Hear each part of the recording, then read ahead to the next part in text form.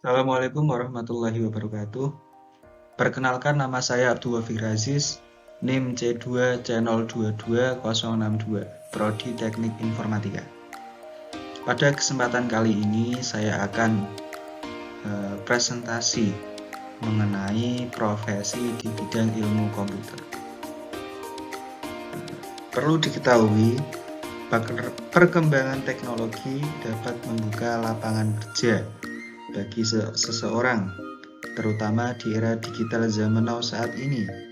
Banyak startup yang membutuhkan pekerjaan untuk membuat dan mengembangkan suatu teknologi. Berikut macam-macam profesi di bidang ilmu komputer. Nah, untuk mempermudahnya, dibagi menjadi 3 kelompok. Kelompok pertama yakni pekerjaan-pekerjaan di bidang komputer yang memfokuskan diri pada perangkat lunak atau software. Kemudian di kelompok kedua, kelompok ini merupakan kelompok yang memfokuskan diri pada pekerjaan komputer di bidang perangkat keras atau hardware.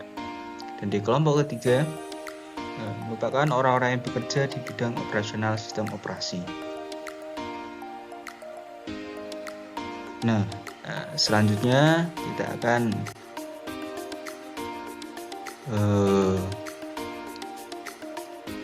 mengetahui profesi di kelompok pertama. Yang pertama yaitu ada profesi seorang programmer. Nah, programmer ini merupakan profesi yang diminati oleh kalangan muda saat ini. Di samping itu, profesi ini dianggap memiliki prospek masa depan atau kata keren dan gaji besar sering dilontarkan kepada programmer. Hal tersebut tentu sangat menarik perhatian, khususnya bagi Anda yang ingin menjadi seorang programmer yang handal. Nah, apa sih itu programmer? Programmer adalah sebuah jenis profesi atau pekerjaan yang bertujuan untuk membuat sebuah sistem menggunakan bahasa pemrograman. Nah, seseorang yang memiliki skill menulis kode program atau sinteks dan merancang sistem bisa juga disebut programmer. Kode atau bahasa program yang dimaksud seperti Java, Python, JavaScript, PHP, dan lain-lain. Kemudian di profesi kedua ada sistem analis. Nah, sistem analis ini merupakan profesi di mana seseorang profesional yang bekerja pada tingkat tinggi dalam suatu organisasi untuk memastikan bahwa sistem infrastruktur dan sistem komputer berfungsi seefektif dan seefisien mungkin. Perlu diketahui, profesi ini membawa tanggung jawab meneliti masalah, menemukan solusi, merekomendasikan kursus tindakan, dan berkoordinasi dengan pemangku kepentingan untuk memenuhi persyaratan tertentu. Nah, mereka itu mempelajari sistem saat ini, prosedur dan proses bisnis perusahaan, dan membuat rencana tindakan berdasarkan persyaratan yang ditetapkan. Analis sistem perlu terbiasa dengan sistem operasi yang berbeda, konfigurasi perangkat keras, bahasa pemrograman, dan platform perangkat lunak dan perangkat keras. Mereka dapat terlibat mulai dari fase analisis proyek hingga tinjauan penilaian penempatan pasca. Dan di profesi ketiga ada web designer. Nah, web designer ini merupakan orang yang bekerja untuk melakukan kegiatan perencanaan termasuk studi kelayakan, analisis, dan desain terhadap suatu proyek pembuatan aplikasi berbasis web. Nah, agar menjadi seorang web designer, minimal kita harus tahu tentang desain. Itu artinya kita bisa menggunakan beberapa tool atau software yang berkaitan dengan desain. Nah, untuk duduk di posisi itu, seseorang harus bisa memakai Adobe Photoshop, Illustrator, Inkscape, serta GIMP. Nah, semua tool itu akan membantu mereka dapat serta alur dari web.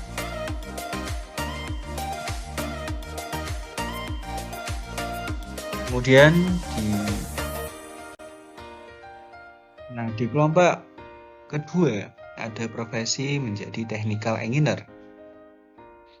Nah, teknisi ini merupakan orang yang bekerja dalam bidang teknik, baik mengenai pemeliharaan maupun perbaikan perangkat keras sistem komputer. Dan di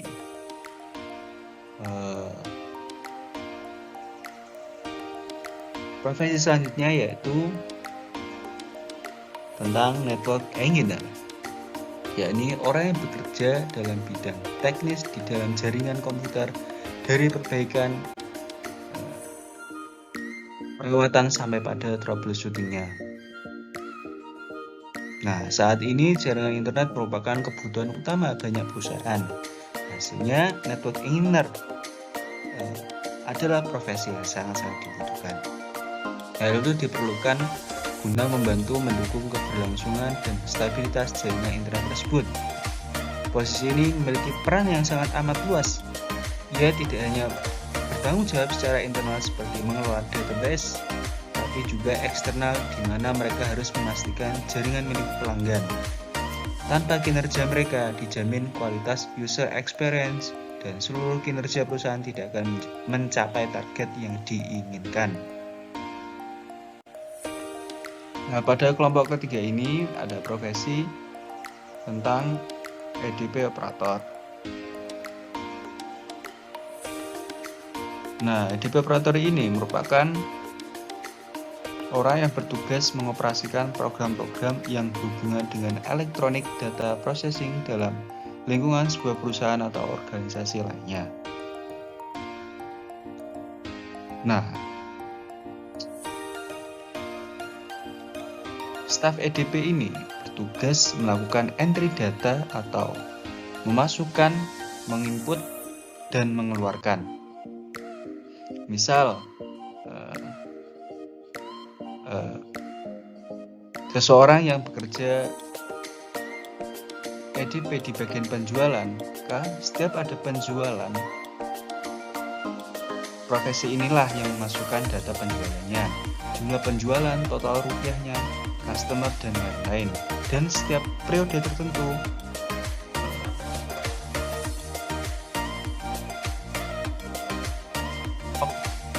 EDP operator ini bikin report penjualan, biasanya setiap akhir bulan. Nah, EDP ini merupakan bagian dari IT, kepanjangan dari singkatan Electronic Data Processing, di mana tugasnya sebatas melakukan proses sistem informasi ataupun transaksi informasi sesuai policy manajemen pada suatu perusahaan. Adapun tugas dan tanggung jawab staf EDP meliputi beberapa hal. Misal database administrator. Kemudian ada periksa dan mempertahankan server database utama.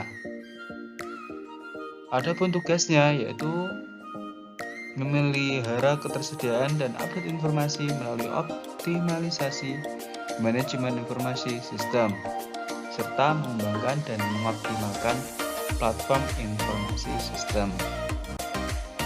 Kemudian profesi selanjutnya yaitu profesi tentang sistem administrator. Profesi ini memiliki tugas dan fungsi sistem administrator untuk melakukan administrasi terhadap sistem, melakukan pemeliharaan sistem, memiliki kewenangan mengatur hak akses terhadap sistem, serta hal-hal lain yang berhubungan dengan pengaturan operasional sebuah sistem. Dan presentasi yang dapat saya sampaikan, apabila ada kata-kata yang kurang berkenan, mohon dimaafkan. Akhiran, Assalamualaikum warahmatullahi wabarakatuh.